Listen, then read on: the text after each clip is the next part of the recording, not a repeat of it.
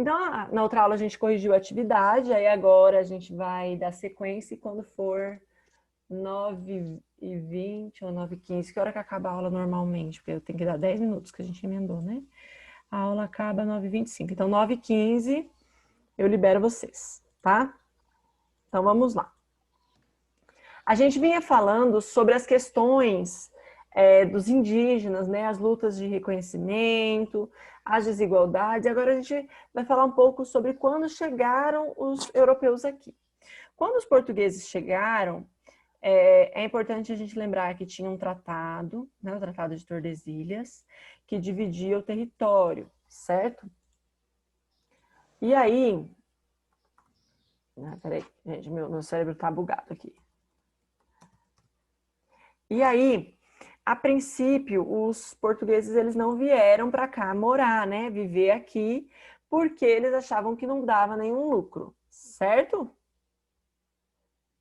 Afinal de contas, eles estavam ganhando muita grana com a compra de produtos que vinham lá do Oriente, que eram as especiarias, e aí eles não viriam para cá porque não acharam nem pedras nem metais preciosos fáceis. Então, o que aconteceu?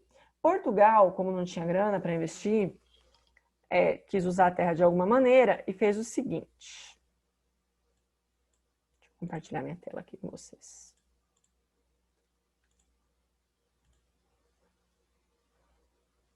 Cadê ela? Cadê ela? Achei aqui.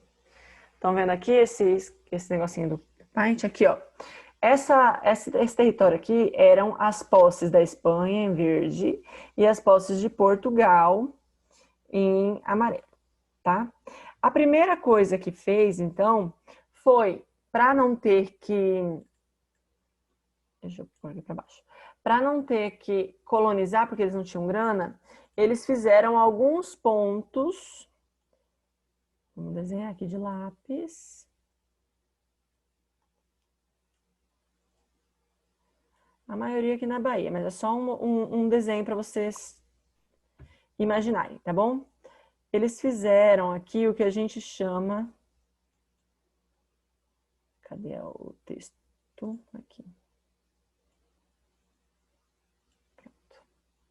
Então, aqui, eles fizeram portos para parar, para passar e abastecer quando eles vinham, certo? Isso era chamado de feitorias. Feitorias. Portos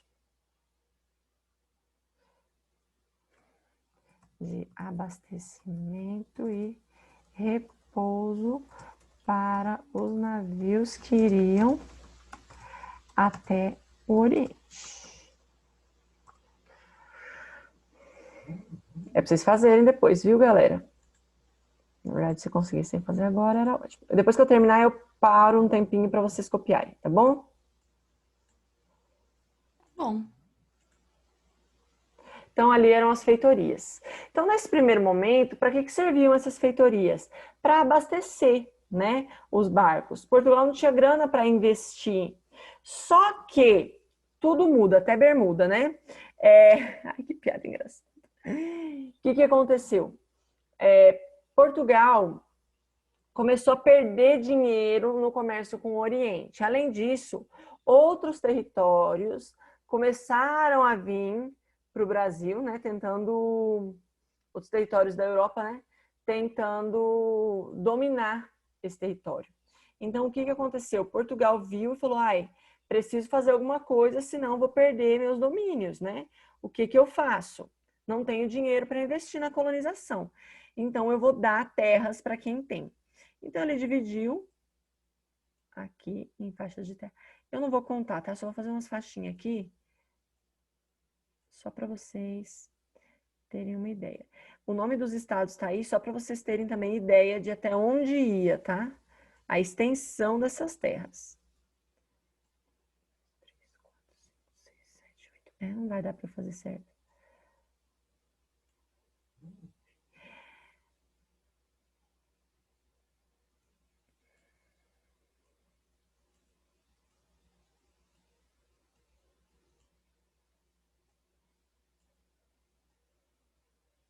Peraí.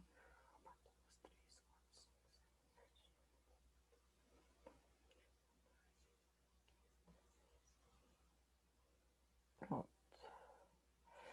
Então, ele dividiu. Aqui tem 16, só que, na verdade, ele deu 2 para uma pessoa só. Então, você pode contar como 15.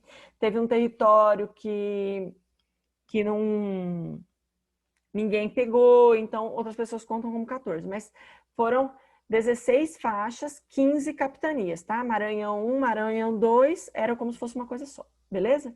Isso aqui a gente chama de capitanias hereditárias, certo?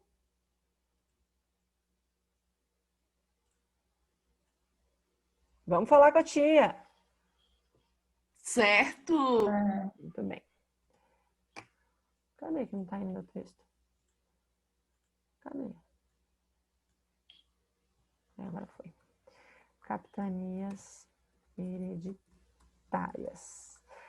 Grandes, faixas de terras cedidas aos capitães donatários para explorarem como quisessem, seguindo as normas da carta de doação.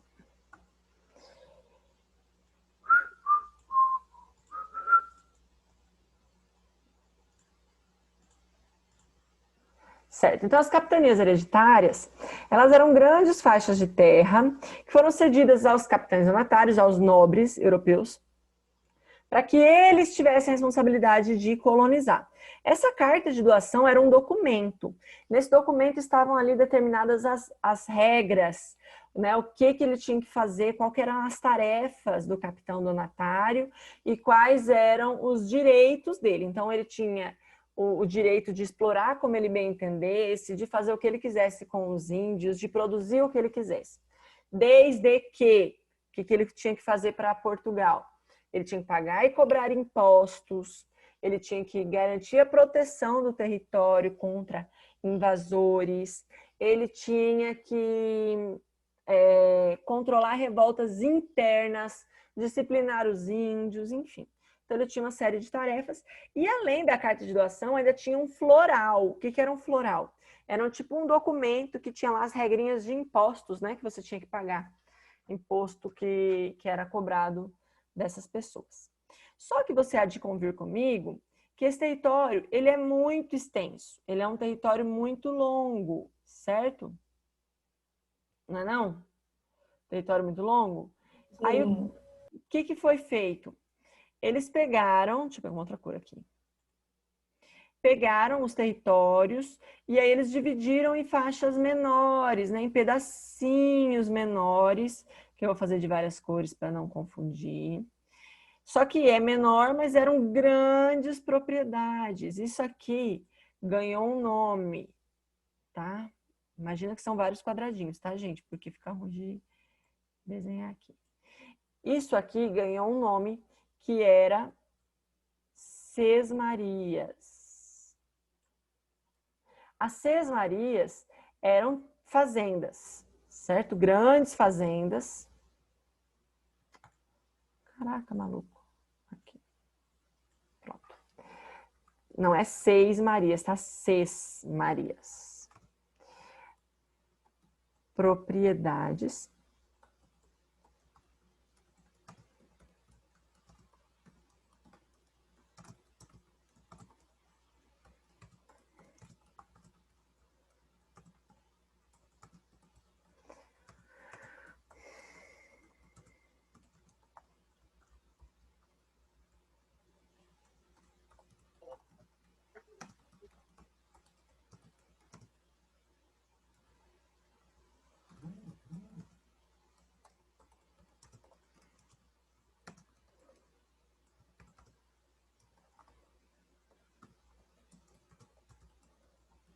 certo? Então tá aqui, ó.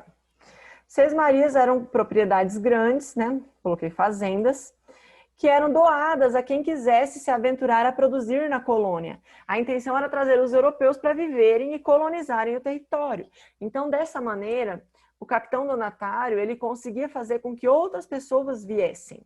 Você oferecia terras, oferecia vários benefícios, e quem costumava não ter nada na Europa se arriscava, falava, opa, peraí, melhor do que eu ficar aqui vivendo das coisas que a terra dá, né? Então, por isso que muita gente veio. É muito interessante, galera, que Sesmarias, isso também existiu na Europa. Só que na Europa, Sesmarias ela era tipo uma reforma agrária para diminuir a desigualdade social. As grandes fazendas foram divididas se elas não eram usadas, né? Então, o grande produtor, ele tem muita terra, só que ele não usa. Aí o governo ia lá e comprava essa terra e dava para os camponeses, né? E no Brasil foi bem o contrário. Eram grandes terras, o que vai deixar bem característico, inclusive, aspectos do Brasil hoje, porque ainda hoje a gente vive essa desigualdade de pessoas que têm muita terra a perder de vista e gente que não tem nenhum lote para construir uma casa. É uma herança desse período, tá? Não é algo que começou agora. Nossa, olha que interessante, fulano criou esse aspecto. Não foi o que aconteceu, tá? Agora vocês têm um tempinho para copiar. Vou gravar aqui. Vocês estão vendo lá no que eu mandei para vocês no WhatsApp, o mapa das capitanias hereditárias, o que não fui eu que desenhei, ele tem as 16 linhas. Isso, gente, dá muito bafafá, porque foram 15 capitanias, tá? Vocês estão vendo que lá em cima tem terras não distribuídas, né? Em cinza.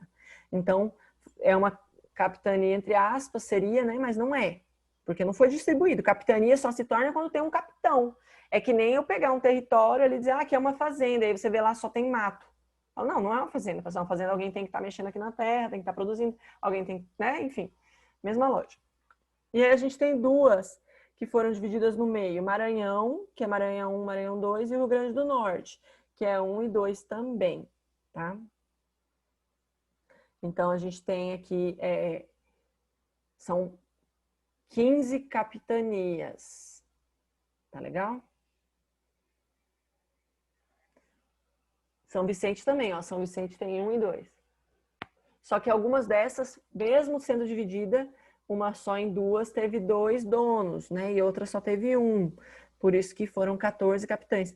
Mas desses 14 capitães, alguns olharam para a proposta que eu falei na aula passada e disseram, olha, vou não. Obrigada, agradeço muito, mas pode ficar para você essa oferta sua, presentão de grego, hein?